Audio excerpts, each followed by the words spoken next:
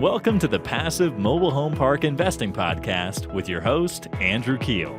This is the podcast where you can get the education you need to invest 100% passively in the highly profitable niche of mobile home parks.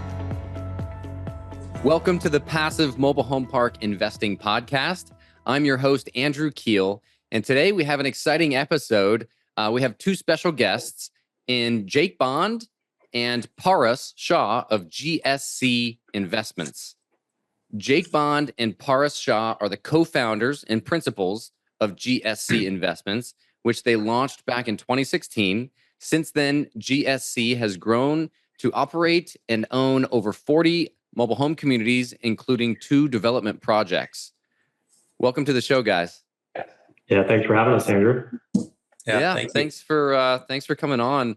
Paras, maybe you can start us out by telling us a little about your story and, how in the world you ended up in manufactured housing communities and starting GSC Investments. Yeah, well, thanks again for having us. Jake and I are actually have known each other since 2005. And, we were friends before we were business partners. And fast forward 10 years later in 2015, I'm applying for grad school. I got my master's in real estate development at USC. And coincidentally, Jake's younger brother, John, who's our third business partner and also a co-founder, was applying for the program at the same time.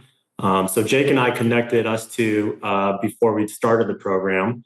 And, John and I chatted and quickly realized we both wanted to be real estate entrepreneurs. And as we started the program, we were deciding on which asset class we wanted to focus on.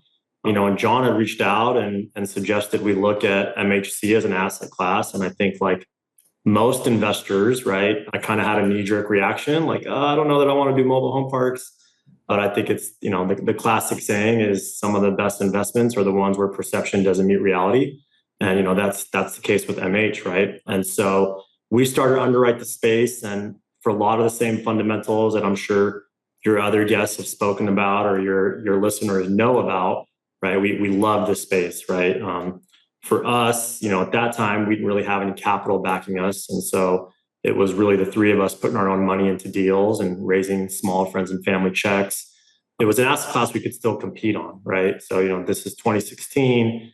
Pricing hadn't got as crazy as it was in kind of 2020, 2022, but there was still a lot of capital chasing deals. And as we underwrote the space, we realized like, hey, you could buy communities for $500,000. You could buy communities for like $100 million, right? So there was a pretty wide opportunity to compete. And so the three of us, underwrote the space. We bought our first community in September of 2016. That was in New Mexico. It was a 100-lot community. And, since then, we've just kind of hit the ground running and been heads down and focused. And, to date, we've transacted on over 40 communities, own and operate, north of 3,000 lots, as you mentioned. We do everything in-house, so property management, asset management. We have our dealer's license for our development deals where we buy and sell homes. And, we're really excited about the space. I think there's a lot of tailwind behind us and are really excited for the future of it. I love that. Would you mind going back to your first deal, those 100 lots in New Mexico? How did you establish your buying criteria at that point, and how did you really get educated on the asset class? Yeah, so we went to the boot camp, right? Frank and Dave's boot camp, which is pretty popular. We read as much as we could about it, and as we started to underwrite deals, we were really focused on, for the first deal at least, having a business plan that was relatively low risk, right? So increasing income, perhaps addressing some deferred maintenance, public utilities was important to us, right? And so, that was really kind of like our criteria, right? And in terms of lot count, we weren't as focused on that. Like we just wanted to get a deal done. I mean, I think we probably offered on 30 or 40 deals before we got our first one under contract. And it was hard, right? Like brokers, when you're new to the space, they don't really take you seriously, right? You're obviously, and I mean, especially today, you have a lot more capital chasing deals, a lot of new investors in the space. And so John, he put together kind of a deal deck that more or less underwrote the space. And we started to send that out to brokers and, let them know, like, look, we're serious, right? We're not just some passive investors that are, trying to buy one deal. Like we want to build a portfolio. We want to scale. And luckily enough, we were able to, be competitive on our first deal. I mean, honestly, we saw the listing and we offered full price and we just wanted to get it under contract, right? It kind of checked all the boxes for us.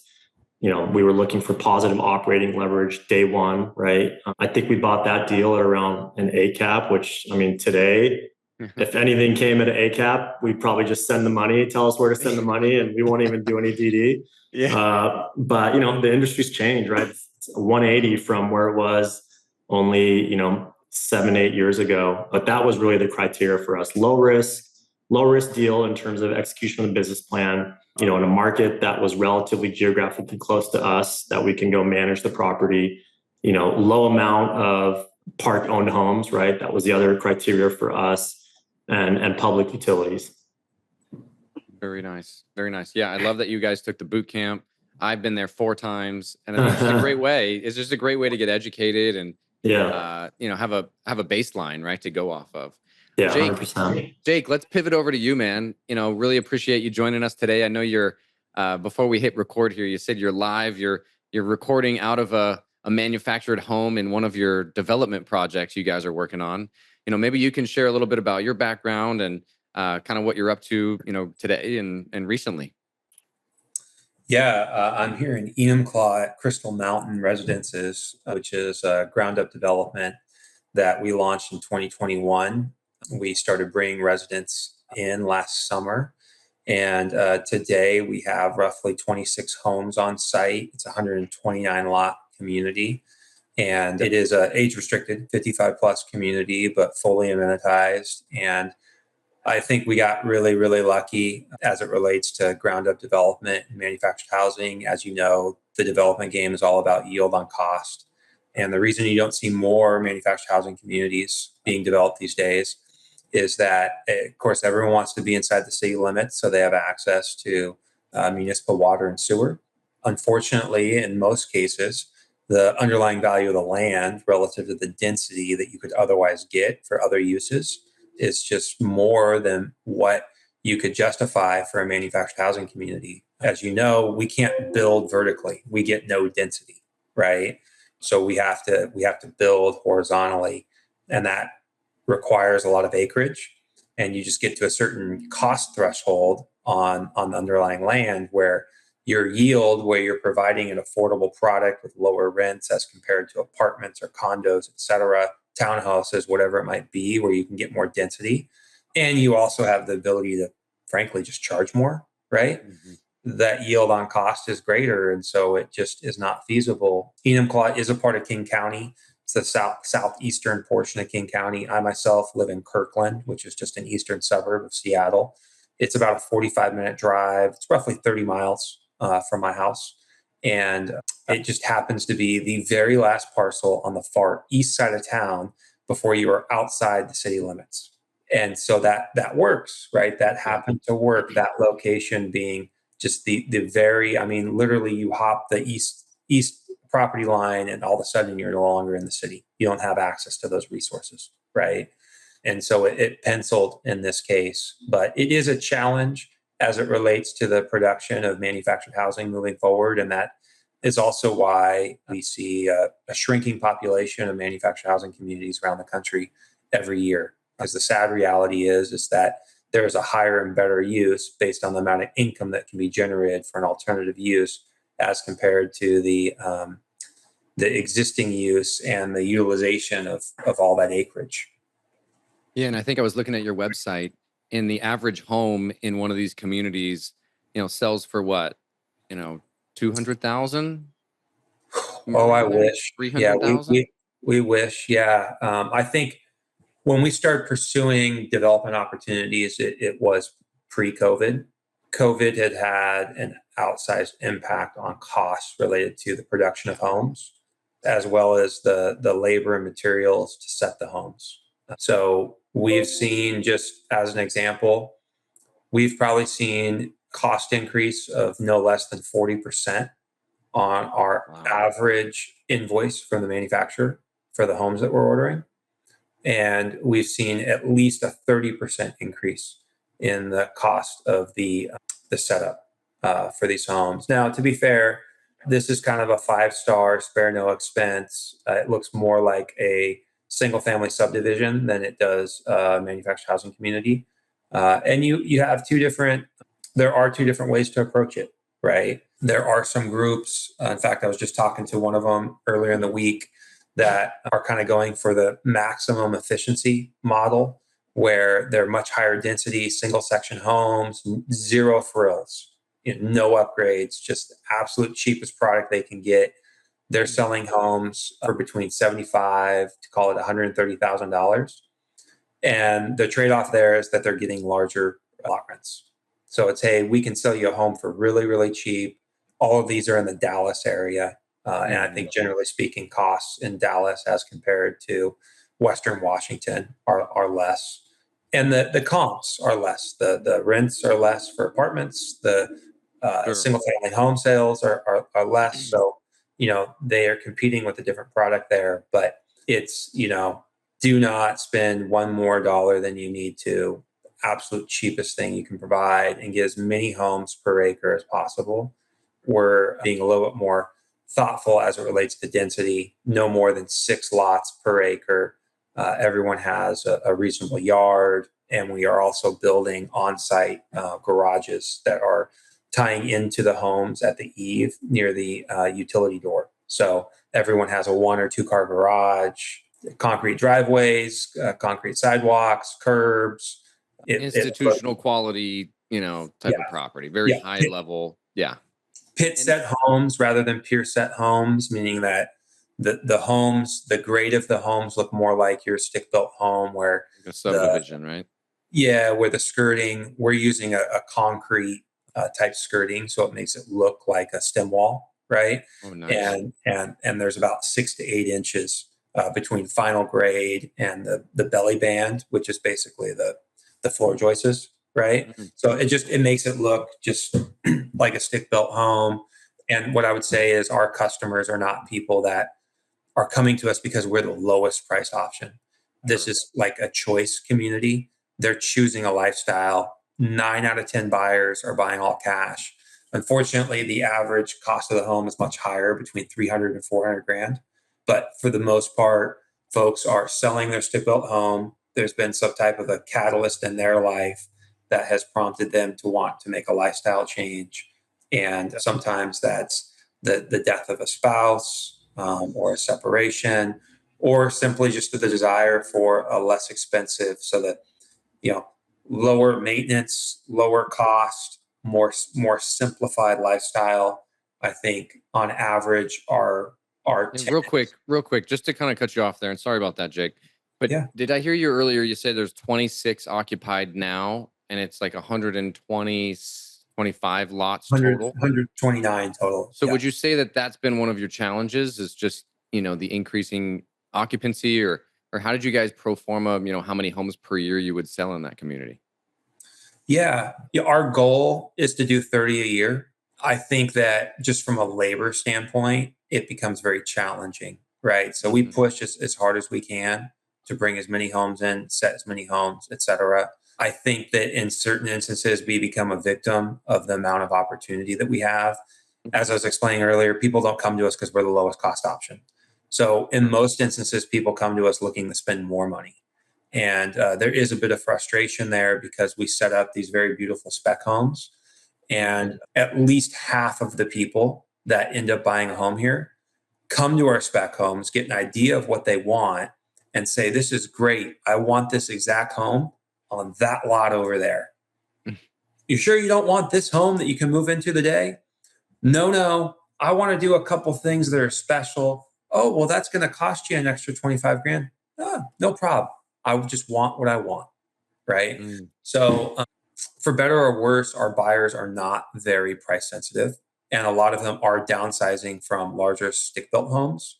That's the point I was getting to earlier, in that for the most part, they're playing the arbitrage that exists between selling their stick-built home, pocketing the equity that they've accrued, using some portion of that cash to buy the home here all cash, and then pocketing the surplus cash flow. So most of them in that transition are setting aside $200,000, $300,000, $400,000 of cash. in the trade that exists between selling their stick-built home, typically somewhere here in Western Washington, and buying a manufactured home in our community.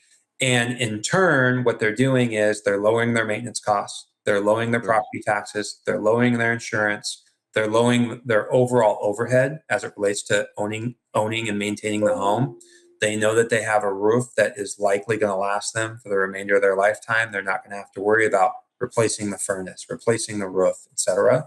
And they're able to just, for lack of a better term, enjoy life, right? Totally. For things they no longer have to totally. worry It's downsizing. It's typical downsizing. Typical downsizing. No, I totally understand that model. Awesome that you guys are providing that, in this area for sure, in the outskirts of Seattle, which is obviously a really good location for all of that.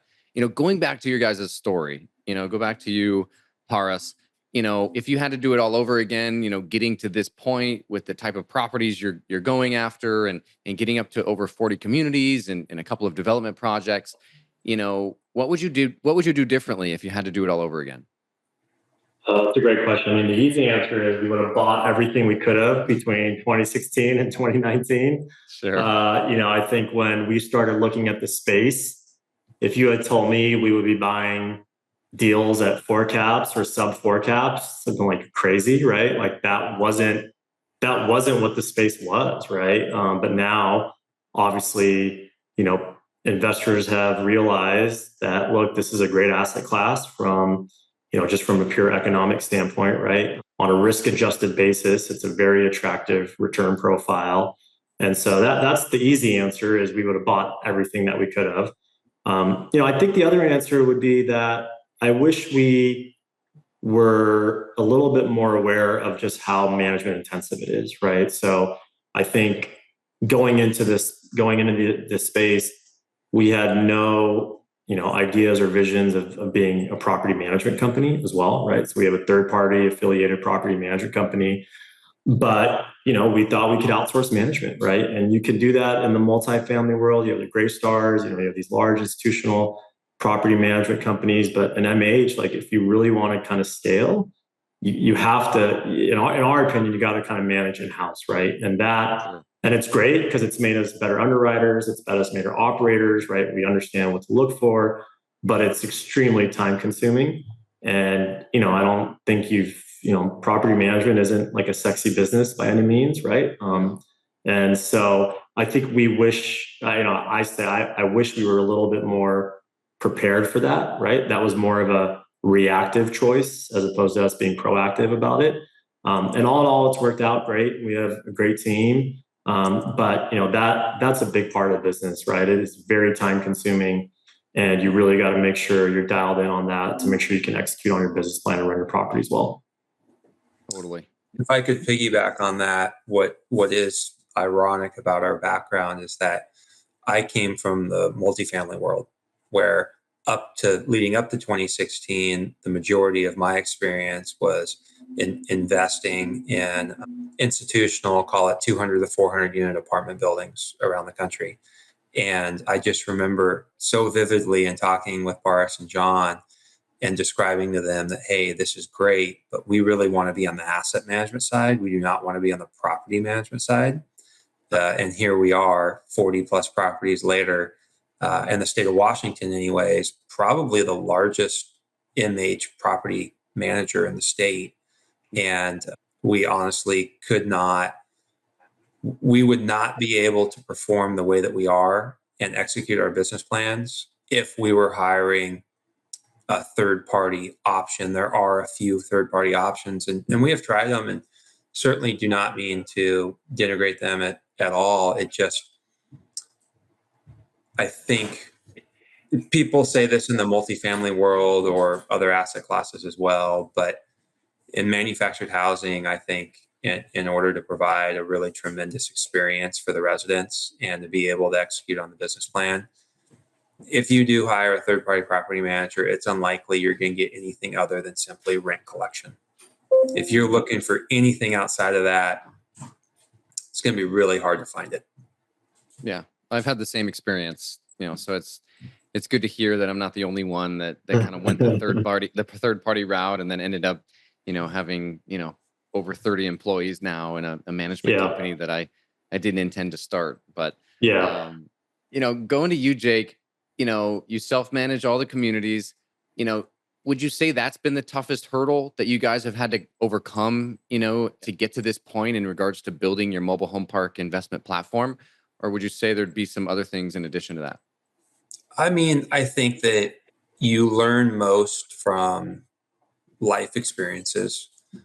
In particular, you learn most from when you stumble.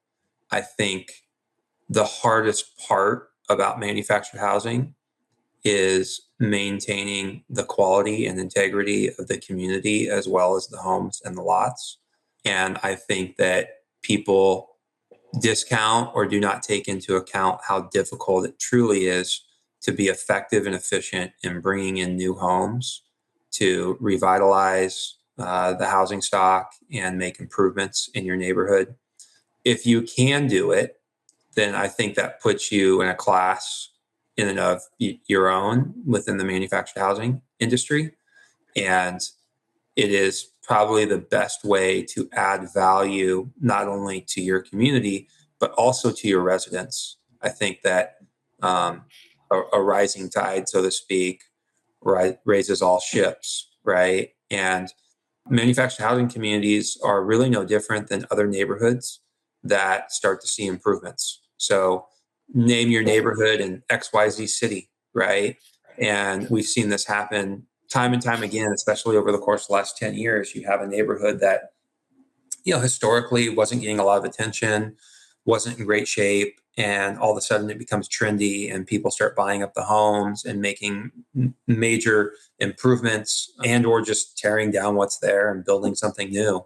And as that happens, it has the effect of helping everyone else around them realize some degree of appreciation. We have a community just down the street from Crystal Mountain here in Enumclaw called Diamond Valley, which has been a tremendous experience for all of us. We actually bought that one out of receivership, kind of like on a courthouse auction. Very, very rough shape when we first purchased it. I think Paras and I would both say that is the community where we cut our teeth. That is where we decided to launch our own property management arm, as well as our own dealer. We made a number of mistakes early on. So many mistakes so long ago, I can't even remember them. But it happened, absolutely. And in doing so, we acquired a community that had a failing water system, had not had an on-site management presence for probably a decade. Water was literally just coming out of the ground. They were losing so much water. The storm system had failed. So not only was it coming out of the ground, but then it was pooling up everywhere. Several abandoned homes. And at the time, we had roughly 75% occupancy in a market that's 100% occupied. And the only reason they were no longer 100% occupied is because there's literally no one there to answer the phone. Had there been someone there to answer the phone, people would have just brought their homes in. They would have been 100% occupied. And so we invested roughly $3 million back into that community. Our water and sewer bill, just as an example, was about $30,000 a month when we first bought the community as a result of the water loss. Once we replaced the water system and remedied the water loss, our water and sewer bill came down to about $9,000 a month. So we immediately added $240,000 to the bottom line just through the cost reduction. And in addition to that, now today we are 100% occupied and our water and sewer bill is $14,000 to $15,000 a month, right? And on top of that, we brought in roughly 30 plus new homes. When we first took on the property, people would literally sign their titles over to us. Like we had multiple people who left in the middle of the night, left their keys and a signed title on the doorstep and said sayonara. We've had other residents who were at that community previously that left and swore they would never come back and have been so impressed with the improvements we've made that have actually come back, bought brand new homes in the community. And I think, is this the one you posted on LinkedIn about the now people can sell homes? They have equity in their homes of over I think that's the big thing, right? I think there's a misnomer out there that the equity values of these homes don't appreciate. But to Jake's point, it's the dynamics are the same as a stick-built community, right? If it's well located, well run, it's clean, it's safe, you're going to have demand. And if you're going to have demand, then it's going to get competitive, and people are going to be able to unlock equity in their homes and hopefully trade up, right? I mean, that's what the end goal should be. And so I know that we're particularly pretty proud of that because we've seen that across our portfolio. We've tracked the stats, and I think that's something that hopefully the industry as a whole really tries to highlight more, because we are in the affordable housing space, and this is one solution to the affordable housing issues across the country.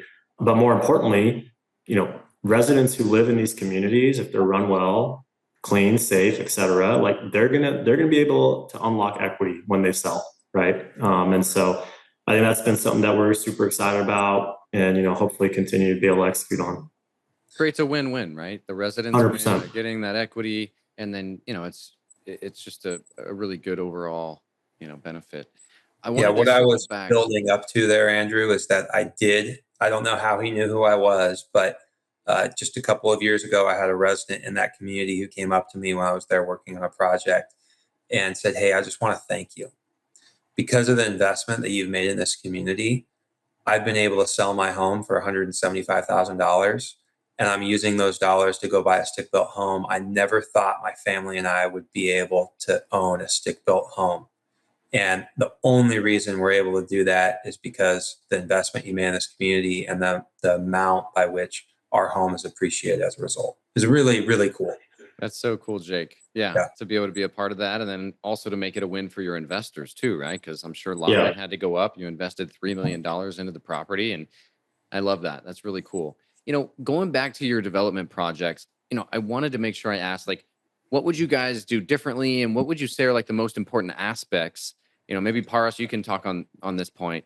What are the most important aspects of a ground up deal, and are you guys going to continue to develop? I mean, you guys started, I think you said you started pre-COVID, and then 2021 was this first one. Like, you kind of got dealt a bad hand there with costs going up, and then obviously the COVID costs of the manufactured housing that's kind of stayed where the cost of the brand new housing is there. So what are the most important aspects, and are you going to continue?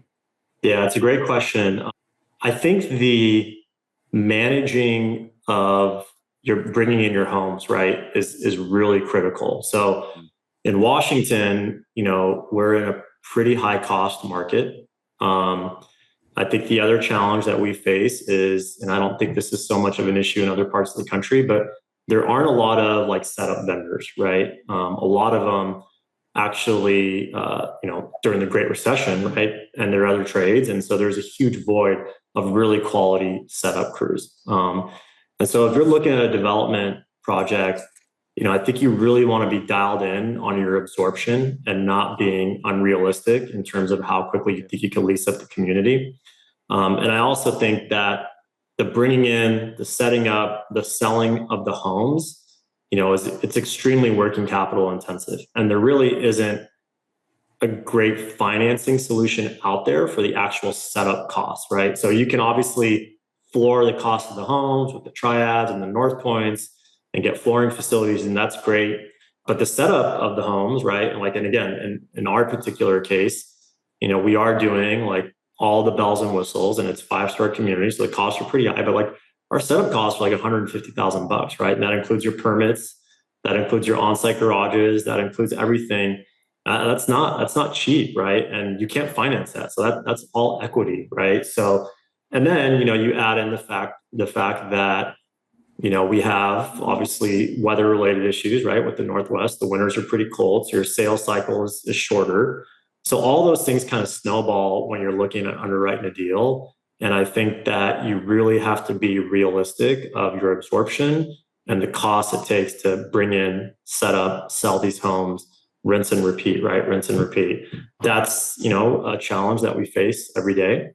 And, from our standpoint, like you take a step back from a macro perspective, we know once we execute, we're going to have a phenomenal asset on our hands.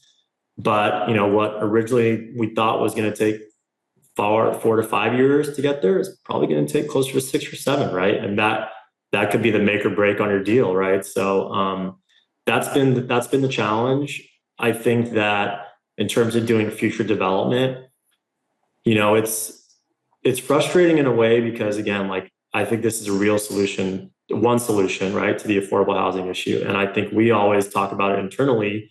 If you're building an all age community, like, this is the new starter home, right? And they're really great homes.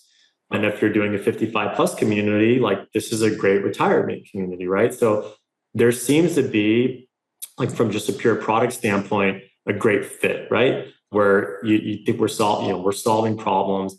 The challenge is it's just really hard to execute. Again, like, your lease up, it's not like apartments. You build the apartment and, your lease up is 12, 18 months. Like, these are long lease up cycles, and you need to find the right capital that's patient and that's willing to kind of go through the ups and downs with you.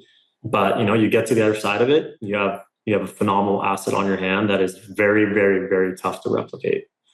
So I would say we'd love to do development again. I think we got to get through the ones that we have on our hands and get a little further down to, I guess let's say further leased up before we take on another one.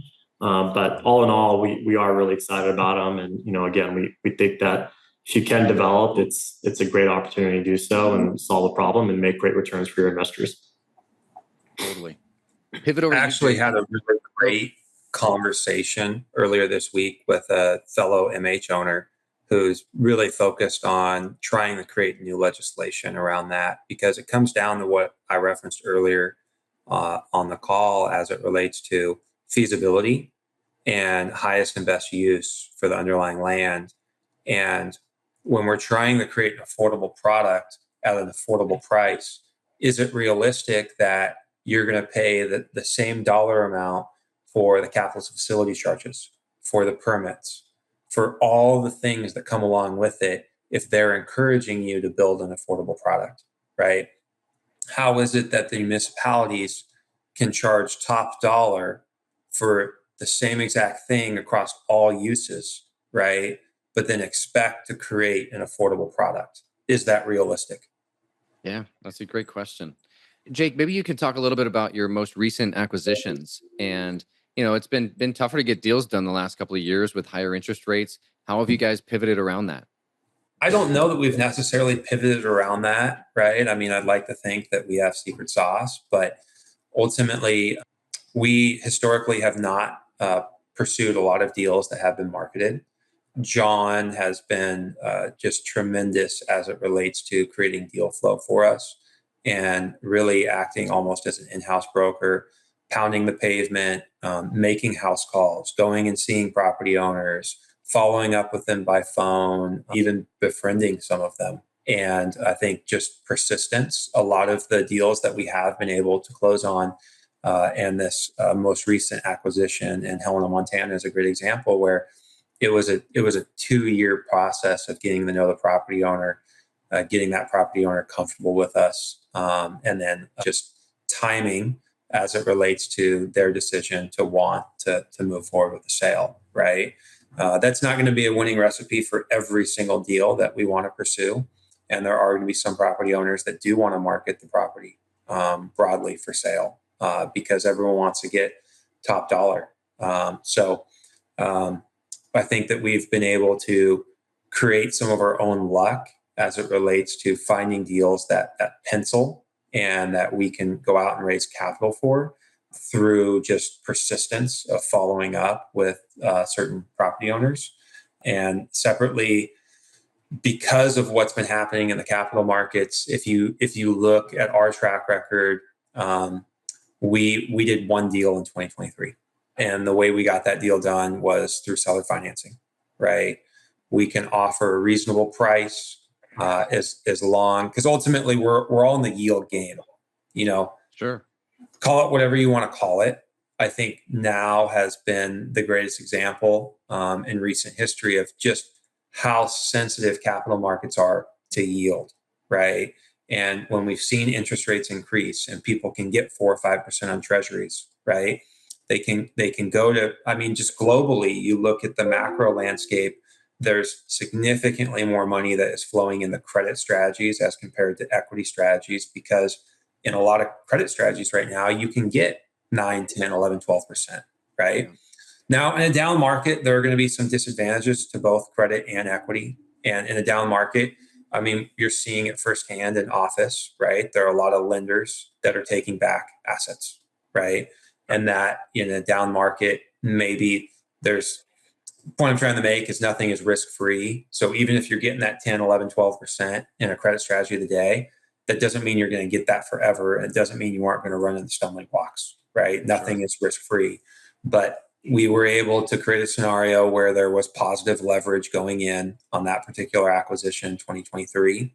And then as we've been in 2024 to date, there have been 3 deals that we've closed on. One is an RV park in Austin, Texas, where again, I think pricing was fair, certainly not egregious. It was important to the seller who he sold to. These are primarily long-term tenants. So 96 spaces and only 11 of them are open for transient tenants that are in and out. The other 85 are for long-term use. So operates in some respects the same as a manufactured housing community. And again, very favorable seller financing terms, right? We're not having to go to the debt markets and get debt at today's rate. We acquired a really, really high-end premier community in Boise, Idaho, that is kind of like a redevelopment, we'll call it. It's pretty interesting. There's an aerial on the office that shows what the community was when it was 100% leased, 130 lots, nice multi-section homes, nice carports. Property owner about 20 years ago decided that she was no longer happy with the way the community looked, kicked everyone out except for one home. Jeez. Totally vacated the entire site, got a conditional use permit to build single family homes on 20 of the sites. And she sold those. They're called patio homes, but they're single story efficiency homes. It's a 55 plus community as well. Sold those on land leases. And then after the city would no longer provide conditional use permits for that, she started bringing in really high-end manufactured homes, no different than our development projects here in Washington, Crystal Mountain and Lavender Meadows, but just ran out of steam. She got 55 of the 130 lots occupied and ran out of steam. And we were able to buy at a pretty considerable discount to replacement cost. And just create a scenario relative to what we were talking about, where even though we're not anticipating enormous lease up numbers in a very quick period of time, our yield on cost justifies the effort. And it's once fully occupied, I think it's probably the nicest, highest quality community, certainly in the state of Idaho, maybe in the Pacific Northwest. Wow. Yeah. Paras, talk to me about regulation and rent control. The Pacific Northwest is known for that. And, just curious how you guys, look at that in your investment strategy. Yeah, it's a great question. Obviously, Oregon has statewide rent control. Washington to date does not have rent control. Of course, it's been on the docket for the last few years. And look, I mean, it's something we discuss all the time internally. Jake has certainly been involved in a lot of the discussions with legislators and the lobbying groups. And, our viewpoint on it is, let's focus on what we can control, and let's certainly make sure our voice is heard, and, lobby and try to educate legislators on why we think rent control is bad. I think there's enough data out there that obviously suggests that, listen, it ends up driving up housing costs, reduces affordability, right? You look at LA, San Francisco, and New York, some of the highest cost markets in the state, where they all have in common rent control, right? So reduces supply. Reduces supply. Obviously, people aren't going to invest in properties, right? So we continue to look actively in Washington, but it's a risk that you have to underwrite to, and you have to figure out how to mitigate, right? And that's what I'm curious about, though, is like for your, your active investments, how do you underwrite around, say, in the middle of your, your game plan, that gets enacted? Like, how would that change things? I think, risk? so we as operators, try to be really conscious of our rent increases, right? We don't want to go in and jack rents day one, right, to market. We try to get there systematically over time. And I think specifically in the state of Washington, one way to mitigate it is you're underwriting it, or, other markets that potentially have rent control on the horizon. One is like, make sure you buy right, to price in that risk. Two, if you have a longer hold period, right, and you can underwrite to that, then hopefully you get there over time. But it is it's a hard risk to mitigate, right? Because again, it's out of your control. And, the sad reality is what happens is if it is a potential item that gets passed, right, then what a lot of owners do, they start jacking rents to get ahead of it, right? And it has this vicious cycle, which again, it has this unintended consequence of just rising prices, right? So it does the exact opposite of what it's trying to do. And it's tough. I mean, it's just, you have to figure out, I think the best way to mitigate it is like, honestly, to buy right. And I think, you guys are value add investors, right? You're typically not buying something stabilized and just going to plan on 3% or 5% rent increases. You're investing $3 million like that one property that you bought on the courthouse steps, so I just wonder how that kind of, your rent increases are justified. It's not like you're just buying it and that's all you're doing. So I think you need to be able to do that, Yeah. And a lot of it honestly is like, we try to educate our residents as much and be as transparent as we can on the capital, improvements that we're making, and, try to show the data that look like this is like, you're going to recognize the value of this if and when you sell the home. Right. And there's a cost for everything. Right. And I think the other part of it that doesn't get discussed enough is like property taxes. I mean, those have jumped 30, 40, 50% on us. Right. And so it's frankly like we try to just be transparent and communicate with our residents and educate them and, do the best that we can to try to operate our communities. Awesome. I'd like to try to summarize get this episode finished in like the next 12 minutes, but I got a bunch of questions I want to fly through with you guys. So Jake, I'll pivot over to you. Let's just kind of try to get them all in the last like 12 minutes here. But, I wanted to ask, when you bought your first property in New Mexico, the 100 lots, how has your strategy changed since then? Right? Like seems like you're kind of fleeting to quality and more institutional, type of assets. Would you agree? And what other strategies, or changes have you made to your strategy? Yeah, that's correct. We've definitely moved more towards higher quality, or taking on projects like the Brookview project in Boise that I described earlier. Diamond Valley is a great example. We purchased a community in Pocatello, Idaho, that is, in every shape and form, the exact replica of Diamond Valley. It's ironic. I guess so you're fleeting to quality in like better areas. I mean, like New Mexico, you didn't say the MSA, but is that, and No, then I guess why, and if that's the strategy. Yeah, everyone wants to be in strong markets, but I think that Paras and I are going to prioritize the quality of the community. It's not that we wouldn't go back to New Mexico at all, right? It's that we want it to be really high quality, and we think that the higher quality communities or opportunities like Diamond Valley or this community, Golden Hills in Pocatello, where we can create high quality through improvement, right? That's where we want to be, because that is what is going to create the most value for the residents, right?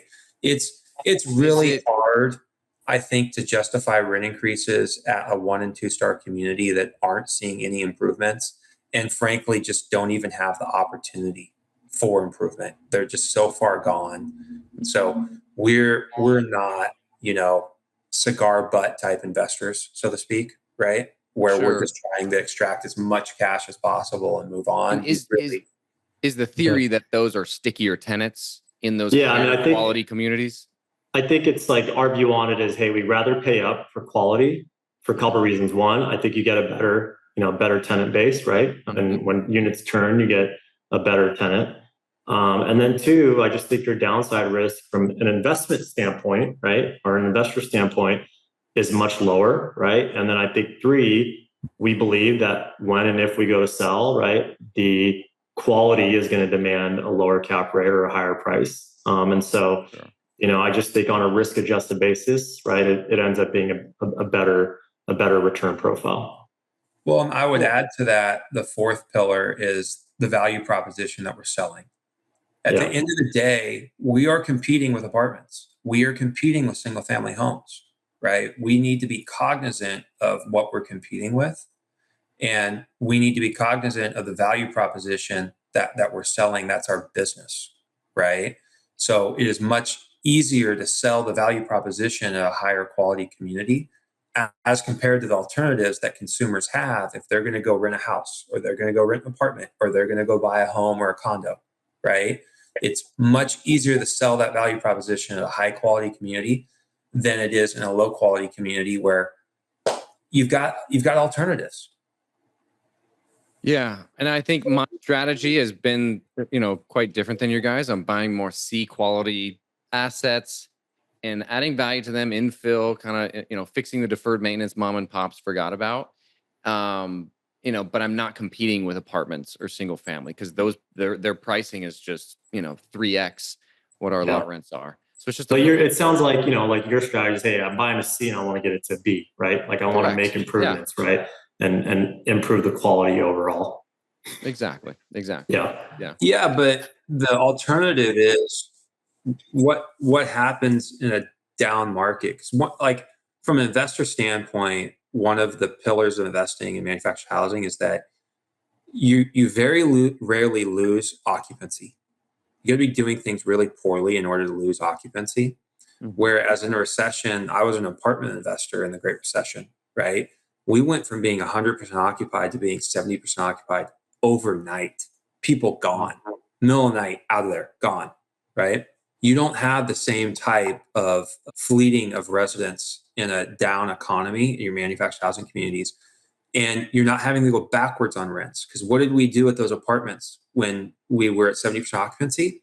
If our let's say, one bedroom apartments were renting for $1,600 before the recession, well, now we're renting them for $1,100 because that's what we have to do in order to re-tenant the building. You don't do that in manufactured housing.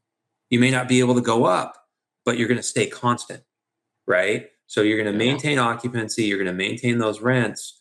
And in a down market where you have apartments that you're competing with or single family homes you're competing with, where the price starts to go down, right? Mm-hmm. Then, you could get caught in a bad spot. So that's why I think we just put so much emphasis on that value proposition that exists of like, hey, we're creating value here for people that's much easier for us to not only exhibit, but also sell. And we're not going to put ourselves in a tough spot because I think there are a lot of operators out there that have bought lower quality communities, increased the lot rents dramatically because all the other communities in the market are charging that much, right? And if we get in a position where the price of homes start to go down dramatically, the price of apartments start to go down dramatically, people are not going to want to pay the same amount to continue to be at these lower class communities. Totally. Yeah. It's just, I think a lot of the apartment rents are, $1,100 and then lot rents are like $350, $400. So much lower. There's just, I think as long as there's like a 50% spread, right? Yeah. You have a pretty good margin of safety. Totally. Yeah. And there's a ton of different ways, but I love your guys' quality method as well. Real quick here, if you guys were going to invest, Paras, we'll go to you. If you were going to invest in a mobile home park deal, like a syndication passively, what would be like the most important things you would look at? Just unbiased third party, investing in a new operator. What would you look at to try to ensure success? Well, that, what I just mentioned is one of them, right? What's the spread between what's called a 2-bed, 2-bath apartment and lot rents, right? And trying to make sure there's a healthy margin there. I would want to know how they manage the properties, right? Relative to our conversation earlier about in-house management versus outsourcing that, right? Obviously track record, that's stating the obvious, that's super important. And then, I think you want to look at, well, hey, like what is the business plan here, right? Are they going from lot rents, $300 year one to $600 year, immediately, right? Like, is that sustainable? Is that doable, right? And what does that look like, obviously on your cap rates and your operating leverage day one? Obviously right now, a lot of investors are focused on cash yield, right? What's my going in cash yield? What's my going in cash yield? I think that's really important, but we're not investing in these deals for 1 year, right? And so you got to really look at it like, okay, maybe if my cash yield is low going in, what's the story behind it? And then two, like, am I going to get to where I want to get, within years 5, within years 7? I think that's been the challenge for us on some of these syndications, right? Is everyone's focused on 1 year, but it's like, guys, like, you're not investing for 1 year, you're investing for 10 years. So like, let's look at the whole picture. But that's some of the stuff that I would look at. Yeah. How about you, Jake? Would you add anything? No, I think Paras nailed it. What you're getting in these communities is the durability of income, kind of like I just explained, relative to what happens in a down market with other alternative forms of housing, right? It was painful in the Great Recession when we lost all of those residents and then had to cut our rates by 30, 40%. That model didn't work very well. If you were in a position to hold on, you did great. You weathered the storm. But I think here it's the stability and the durability of that income in both, an up market and a down market that is the real X factor. Totally. Yeah. Paras, what do you think is the biggest threat to mobile home park investing? Yeah, I mean, obviously legislation is one, right? I think that my hope is that, we as an industry can just kind of continue to inform, the general public of like, listen, these aren't kind of not all communities are quote unquote trailer parks, right? And I think unfortunately there still is that perception out there, but like, these are really quality homes. I mean, I think a great example is like, everyone loves modular homes, right? Modular homes are sexy, et cetera. Like manufactured homes are no different. They're just, governed by the HUD code, right? But, for some reason, like it just hasn't caught on with MH, right? And so I just think there continues to be like a public education campaign on like, listen, these are really, really quality, affordable homes that people can unlock equity value in, use to trade up. And it is a real, one solution to the affordable housing issue that the country faces. And so, in terms of threat, like just legislative risk, and then, again, just trying to change the public's perception about this asset class, from both a housing perspective and, and just quality perspective. Do you think any sort of like tiny homes or 3D printing, has any risk to the MH sector? Like the tiny homes, we get that question a lot. I think with the tiny homes, you're looking at affordability, but you're also looking at like a really unique lifestyle, right? Yeah. And you actually look at the cost of the tiny homes, they're not like dramatically cheaper than a manufactured home, right? So like, unless you're really looking for like that minimalist lifestyle, that small footprint, most people would tell them like, hey, spend 20 grand more, you're going to get double the space. They're going to be like, yeah, like all day long, sure, right? So exactly. I don't necessarily think it's a threat because again, I think it's such a unique niche of people that want to actually live that lifestyle. It obviously has the affordability component to it. But I don't really think it's a threat. I think it's just, another subsect of kind of affordable housing. Awesome. Well, thank you guys so much for coming on and sharing your model and sharing your story. I really appreciate it. Jake, if any of our listeners would like to get a hold of you guys or, have an interest in investing, what would be the best way for them to do so? Yeah, likely through email. Paras and I can be reached either jake@gscinvestments.com or paras@gscinvestments.com. Feel free to reach out anytime. And I'll leave you with this. Today, anyways, manufactured housing is the only form of affordable housing that is unsubsidized. Yeah. That's huge. Yeah. Awesome, guys. Well, thanks again for coming on the show. Really appreciate it. That's it for today, folks. Reminder, if you got value out of this episode, please leave us a review. Thank you all so much for tuning in. Yeah, thanks, Andrew. Appreciate you having us. Yeah, thanks, guys. Take care. Would you like to see mobile home park value add projects in progress? If so, follow us on Instagram @PassiveMHPInvesting for photos and awesome videos from our recent mobile home park acquisitions. Once again, that's @PassiveMHPInvesting on Instagram. See you there.